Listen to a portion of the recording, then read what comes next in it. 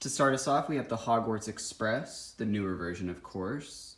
The huge Hogwarts Castle, which is now the second biggest Lego set, which is crazy to believe. We also have the Hogwarts Whomping Willow set, and below that, the Hogwarts Great Hall. Lastly, we have Aragog's Lair, the Quidditch match, and the Barnes & Noble exclusive minifigure collection things. So, all in all, I have all of the new Harry Potter wave sealed, except for that Lego store exclusive, like, mini Diagon Alley thing. So, moving down here, we have Krennic's Imperial Shuttle, which I got a great deal on. It was only $35, I think, when I bought it at Walmart.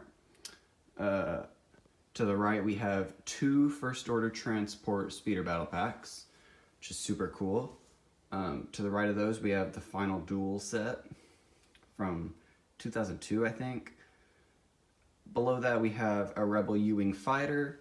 It's a good set. Over here, at the top, we have the A-Wing versus TIE Silencer Microfighters, which I bought that when Toys R Us was going out of sale on clearance for $10, I think. Anyway, moving down here, we have the Tatooine Battle Pack, which was not that good, actually. Next to the Bounty Hunter Speeder Bike Battle Pack, which I also didn't like, and the Rebel Trooper Battle Pack, which I thought was pretty good. Moving down here, we have Obi-Wan's Jedi Starfighter from Episode 2, which is also from 2002, I believe. And we have two Darth Vader transformation sets.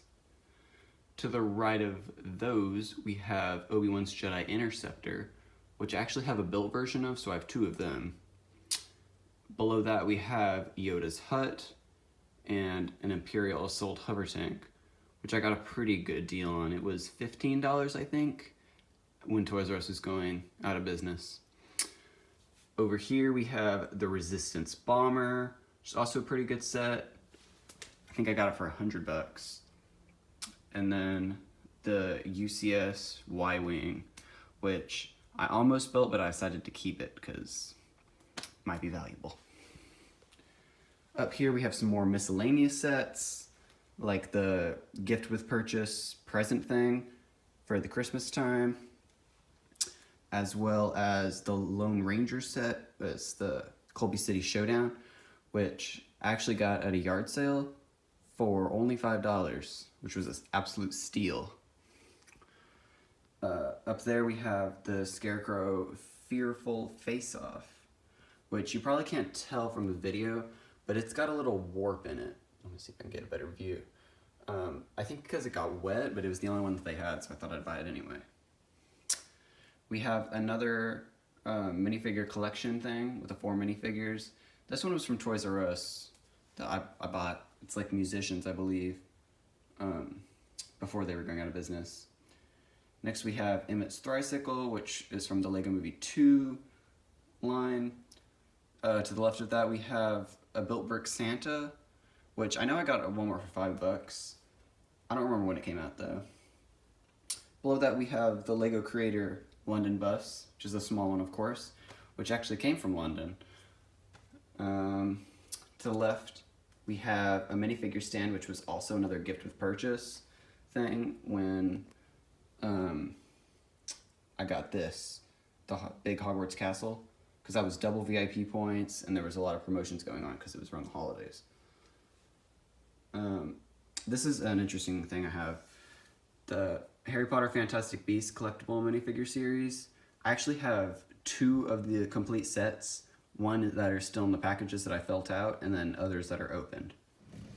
So I've got them each in individual bags there. And another interesting thing is I found a store display at Target for the Infinity War line, which was really bizarre for me because I never see these. And it's actually funny because on the back it says that they need to destroy them and never to sell them, but they sold it to me for $5 since it was damaged over here in the corner. Moving down here we have my built Lego Star Wars collection. So we have on the far right a Naboo Starfighter, which is the newest one.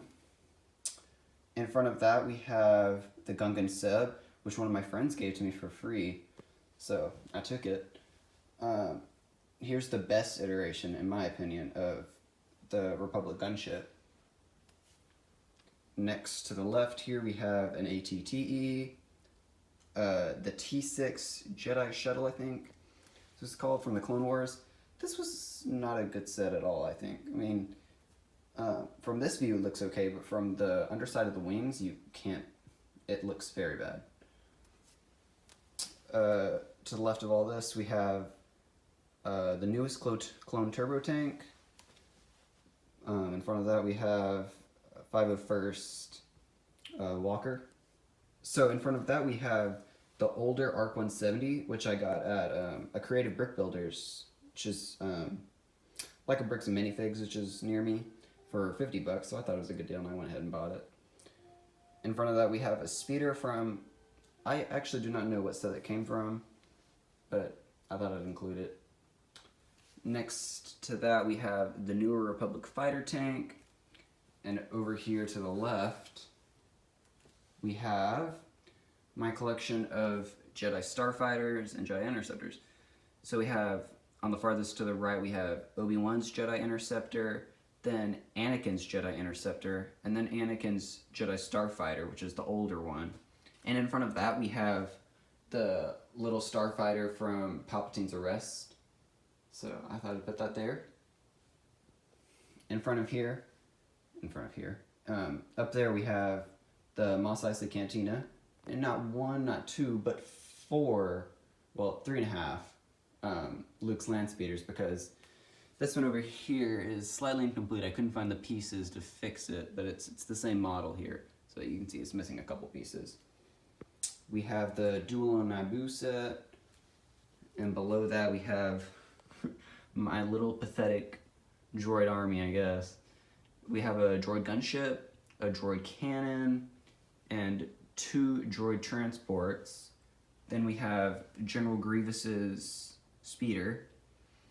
And behind that, I got, I don't know what to call it. It's from episode 2. It's the Geonosian Lair, Count Dooku's Lair, something along those lines. Anyway, I got it for $35 at Bricks and Minifigs. Thought it was a pretty good deal. In front of that, we have an Umbaran cannon. And moving along here, we have my Resistance and Rebellion and my One Rebels ship. So we have a Y-Wing on the farthest right. To the left there, we have an X-Wing. In front of that, there's a Resistance ski speeder with that little base and cannon thing going on. Next over here, we have an A-Wing. Behind that, there is a Resistance troop transport. And in front of that, to the left of the A-Wing, a ship from Rebels. I'm not entirely sure what it is, but it's there nonetheless. Here we have our Hoth sets. So the Wampa Cave with Snowspeeder, and my Snowspeeder has seen better days. It's missing a couple parts, but it's mostly there. And then the newer, the interior of the Echo Base, I forget what it's called.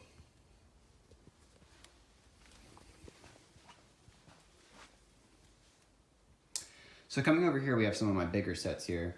We're talking about the AT-AT and I forget what this one's called, Snoke's Star Destroyer or Snoke's Command Ship, something like that. We have the Millennium Falcon, the newer AT-ST from Rogue One. We have the Shuttle Tidarium, an Imperial B-Wing. So in front of that we have the Death Star Duel, I believe. To the right of that we have another troop transport, the First Order troop transport. And behind that is a TIE Fighter. Down here we have some of my UCS sets that I have built here.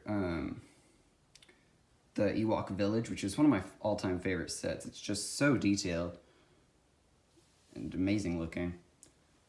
Another good one here is the Slave One and the TIE Fighter. And lastly, a lot of people don't count this as a UCS set, but I think it is. It's got the plaque just like every other UCS set, and it's the BB-8, which is a pretty good model. I wish I had the R2-D2, but this is the closest I could get. And that's my collection. All right.